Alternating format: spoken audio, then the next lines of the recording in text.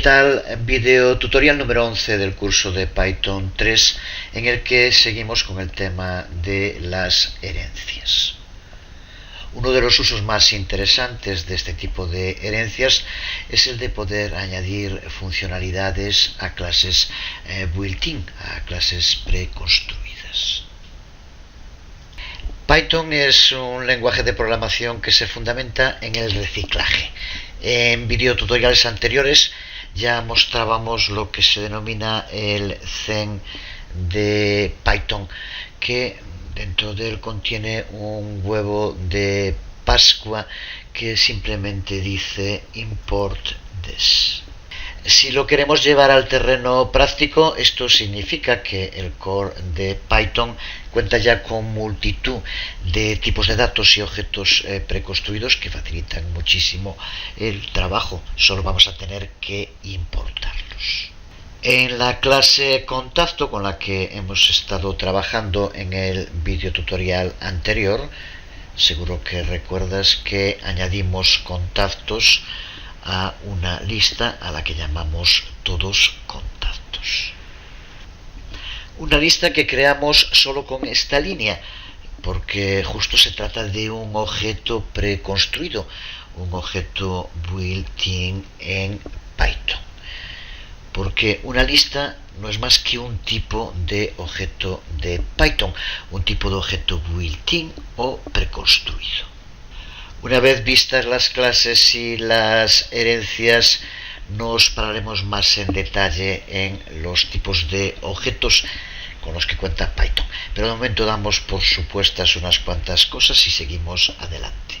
Vamos a seguir añadiendo funcionalidades a nuestras clases.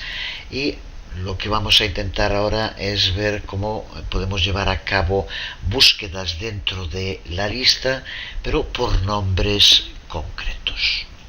Una primera alternativa sería añadir un método dentro de la clase contacto para llevar a cabo la búsqueda, pero parecería más que el método para legibilidad posterior, parecería que el método pertenece a la lista misma. Así que, como lo que estamos ahora es intentando entender más en detalle el funcionamiento de las herencias, vamos a hacerlo usando herencias.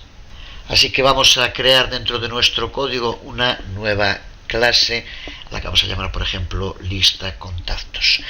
Y va a ser una subclase, va a heredar de una superclase, pero va a heredar de una de esas clases a las que denominamos built-in o preconstruida. ¿Y de qué clase se trata? Pues de la clase list, porque list en Python es una clase. Así que, como ya sabemos, el modo de escribir la sintaxis para una clase que hereda de una superclase, ponemos entre paréntesis antes de los dos puntos list. Recuerdo en otros cursos cuando se usan cosas similares, porque tampoco es algo exclusivo de Python, aunque puede que Python lo lleve a los límites. Cuando te preguntan, pero ¿este list de dónde sale? ¿A qué se refiere? Pues es a lo que se refiere cuando habla de objetos preconstruidos. Ya está en el propio core de Python. El propio lenguaje de programación lo contiene y por tanto ahí es donde va a poder acceder a list. Recuerda que ya decíamos en el vídeo tutorial anterior que en Python toda clase que creemos, aunque no lo indiquemos, va a heredar de una superclase llamada object. Pues en este caso object también desde luego es una clase preconstruida. List es otra clase preconstruida que podemos utilizar para heredar de modo explícito. Y ahora dentro de esta clase es donde vamos a crear nuestro método buscar, que era el que decíamos que queríamos desarrollar, búsqueda a partir del nombre. Empezamos por añadirle un docstring con información sobre lo que hace, y ahora toda la lógica del método la vamos a desarrollar con otra lista una lista que nos va a permitir almacenar todos los contactos que coincidan. Por tanto, como indica aquí, todos los contactos que en su nombre aparezca lo que indiquemos en la búsqueda. Así que creamos una lista exactamente igual que hicimos aquí con todos los contactos. Ahora hablaremos un poco más de esto porque todos los contactos vamos a tener que cambiarlo, pero este es un modo más directo y rápido de crear una lista con unos corchetes vacíos. Y ahora el modo en el que vamos a ir añadiendo los contactos es mediante el uso de un loop for in. Ya los hemos visto, pero en su momento en el curso también nos pararemos un poco más en hablar de funcionalidades como loop condicionales y demás. Con sus peculiaridades, como por ejemplo, ahora esto creo que está claro, por contacto in self, que hace referencia al objeto desde el cual llamemos al método, ahora utilizamos un condicional que podemos llamar así también, if in. Por tanto, para cada nombre que esté en contacto nombre, esto es lo que vamos a tener que ir añadiendo dentro de esta lista, para lo cual, como ya hicimos o como podemos ver aquí, usamos el método append. Los añadimos a la lista mediante el uso del método append. Y lo terminamos con el return, que nos va a devolver el método, la lista, contactos coincidentes, por tanto, los nombres que coincidan. Así que lo que hacíamos antes aquí, dentro de nuestra clase contacto, era instanciar una lista normal que guardábamos en una variable de clase. Pues ahora lo que hacemos es crear una nueva clase, lista contactos, que extiende la lista built-in, la lista preconstruida. Pues ahora lo que tenemos que hacer es modificar aquí la instanciación, y lo que vamos a instanciar ahora es la subclase como nuestra lista todos contactos. Para ello tenemos que modificar aquí el código.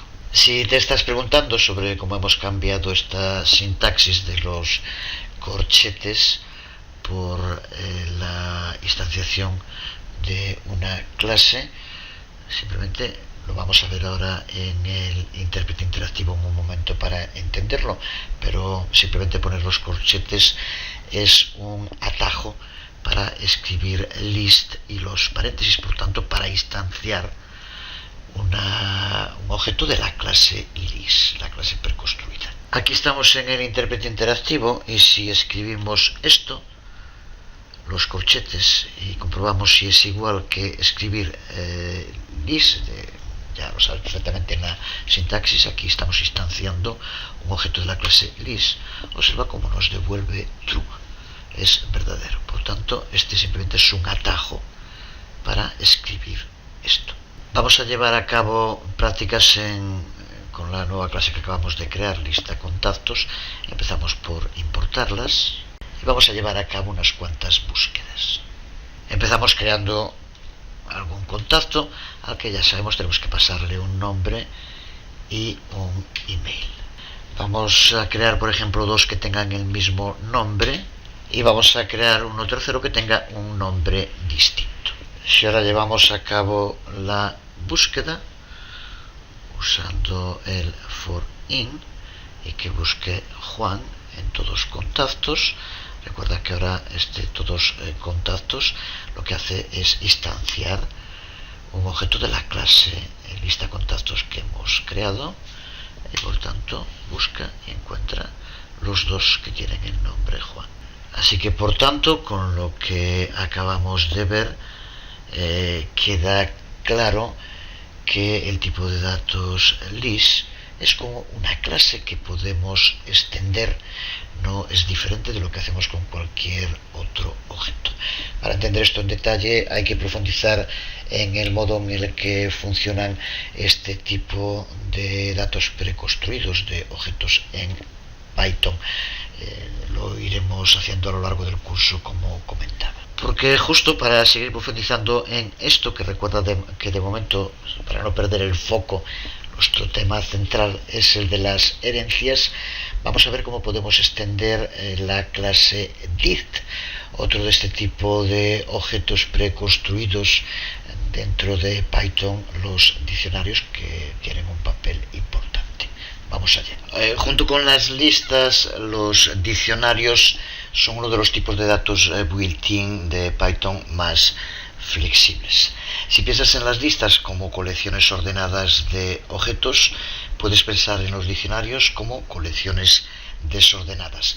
La distinción clave es que en los diccionarios los ítems son almacenados y se puede acceder a ellos a través de claves en lugar de por la posición dentro de la lista, que es lo que ocurre en ese otro tipo de datos.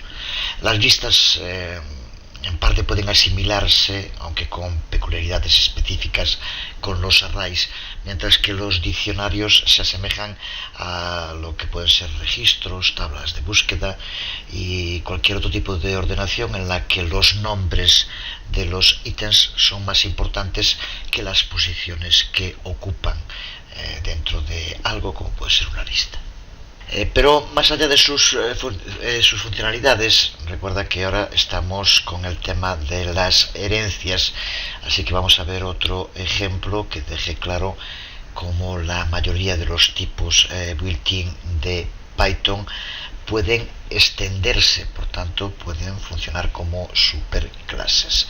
Lo vimos con la lista, lo vemos ahora en otro ejemplo con los diccionarios, pero es también muy común hacerlo con otros tipos, como puede ser object, set, file, str, incluso también con tipos numéricos como puede ser int y flow. También puede heredarse de ellos, aunque esto suele hacerse de modo más ocasional, pero es igualmente posible. Así que volvemos a nuestro código y vamos a crear una nueva clase que hacemos que herede de la clase did, exactamente como hicimos antes con la clase list. Este es el modo en el que hacemos referencia a la clase diccionario. Dentro de la clase lo que vamos a hacer es crear un método que compare dos claves y elija la más grande de las claves. Vamos a llamar al método, por ejemplo, clave más larga. Y dentro del método lo primero que hacemos es crear una variable a la que vamos a llamar más larga y de principio le asignamos none.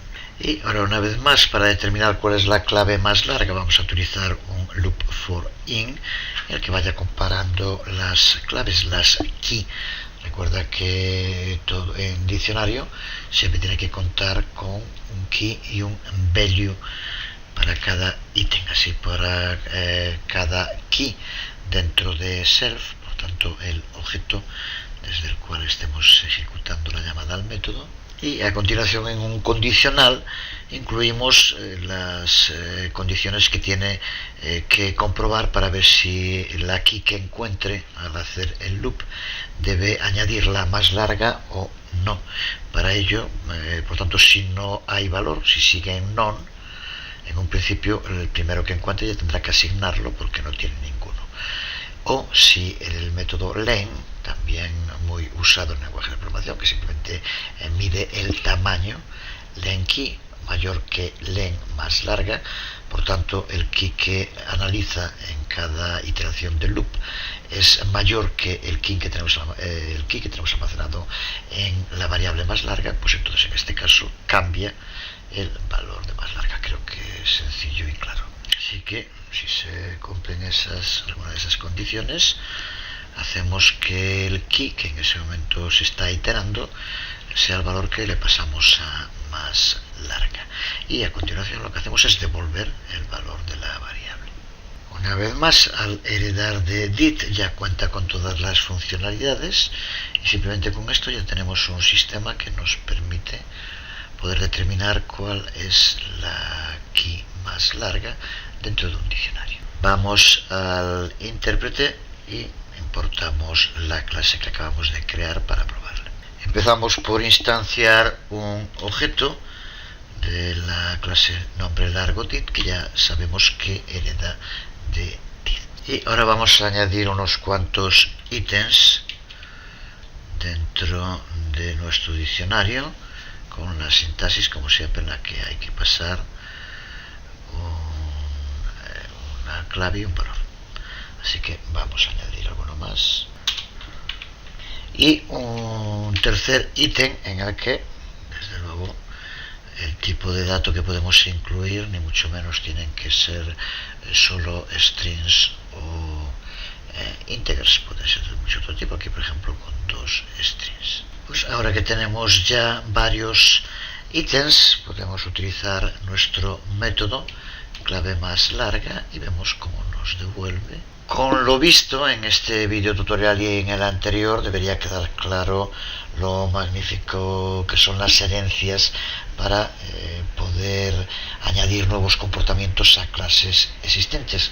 Pero lo que se plantea, otro paso sería cómo podríamos hacer para, en lugar de añadir nuevos comportamientos, cambiar los comportamientos ya existentes. Vayamos de nuevo a nuestro módulo contacto y, como podemos ver aquí, en nuestra clase contacto, tal como la tenemos escrita de momento, nos permite añadir un nombre y una dirección email para cada contacto. Puedes llegar, pero puede ocurrir también que queramos añadir para alguno de nuestros contactos un número de teléfono. Desde luego no tendría ningún problema en init añadir esa posibilidad, pero si solo quisiéramos que apareciera en vendedores, también no sería mucho problema, una vez que hayamos instanciado un objeto vendedor, añadirle un atributo teléfono al ser construido. Pero si queremos que esta tercera variable esté disponible cuando se inicialice vendedor, tenemos entonces que sobreescribir el método init dentro de la clase vendedor. Así que creo que debe estar claro. Sobreescribir lo que significa es alterar o reemplazar un método que se encuentra en la superclase, en este caso init, con un nuevo método que tiene que tener el mismo nombre en la subclase. De nuevo, Python nos lo pone de lo más fácil y no existe ninguna sintaxis especial para hacer esto. Simplemente el método que creemos de nuevo en la subclase será automáticamente llamado en lugar del método de la superclase. Así que de entrada el proceso es tan sencillo como añadir dentro de nuestra subclase vendedor un nuevo método init, indicando en este caso también un tercer atributo teléfono. Aquí podemos ver nuestro primer ejemplo de sobreescritura de un método. Cualquier método puede ser sobrescrito, no solo el método init ni mucho menos. Pero desde luego ahora este cambio va a llevarnos a que tengamos que corregir algunos otros problemas que se plantean en el código. Porque ahora nuestra clase contacto y nuestra clase vendedor tienen código duplicado para configurar las propiedades nombre e email. Esto hace que, ya lo dijimos en varias ocasiones, el mantenimiento del código sea bastante más complicado, porque en el momento en que haya que modificarlo va a haber que actualizarlo tal como está aquí ahora, al menos en 2 sitios. Y un segundo problema, tal como lo hemos escrito ahora, nuestra clase vendedor no puede añadirse ella misma a la lista todos los contactos que hemos creado dentro de la clase contacto y que añadimos los nuevos contactos que vayamos creando a través de esta línea. El vendedor no podría hacerlo. Así que lo que necesitamos es algún modo para, a pesar de haber sobrescrito el método, poder llamar al código que se encuentra en la clase padre. Y para eso contamos con una función, la función super. Lo vemos ahora en funcionamiento, pero lo que hace esta función super es devolver el objeto como una instancia de la clase padre. Así que con esa instancia nos va a permitir poder llamar al método que está dentro de la clase padre directamente. Viéndolo aquí en el código, seguro que queda claro estos dos atributos que comparte. Los eliminamos para que estén solo en uno, y ahora lo que hacemos es usar el método super para llamar a el método que se encuentra en la clase padre, y posteriormente, una vez que recupera toda la funcionalidad que tiene este método, es cuando le añadimos el otro atributo, pero está en init, por tanto se ejecutará en el momento en el que se cree un objeto de la clase. Es simplemente esto. Aquí tenemos el uso del método super para init, y pasándole lo que hay que pasarle, el nombre y el email. Lo mismo que decíamos hace un momento con la sobreescritura, este tipo de llamadas a super puede hacerse desde cualquier método, de nuevo, ni mucho menos solo desde init. Así que todos los métodos pueden ser modificados a través del overriding, de la sobreescritura y de la llamada a super. Además, esta llamada a super puede hacerse desde cualquier lugar del método. No es obligatorio que tengamos que hacerla como la primera línea del método. Por ejemplo, podemos encontrarnos en situaciones en que queremos manipular los parámetros de entrada antes de pasárselos a la superclase, y también podría hacerse sin problema. Con lo visto hasta aquí, no deberías tener ningún problema para ver ahora cómo comprobar el funcionamiento en la consola interactiva. Hazlo mejor por tu cuenta. Vamos a verlo aquí para terminar también en el video tutorial, pero páralo. Primero empezamos importando las dos clases que necesitamos. Vamos a instanciar un objeto de la clase vendedor, y ya vemos cómo le pasamos los tres parámetros: dos que mediante el uso de super va a recuperar del método init de su clase padre, y otro que es el que se instancia dentro del propio método init de la clase vendedor. Así que con esto, si ahora lo buscamos, lo vemos, por ejemplo, con un print, vemos cómo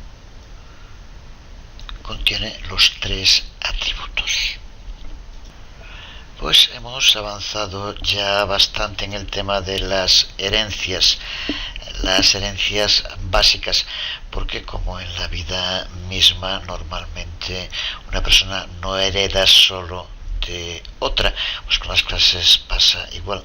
Una clase puede heredar de muchas otras clases y tomar características de cada una de estas. Es lo que se conoce como herencia múltiple, y será lo que empecemos a ver en el próximo vídeo tutorial. Por hoy nada más. Os hablo Jesús Conde. Nos vemos.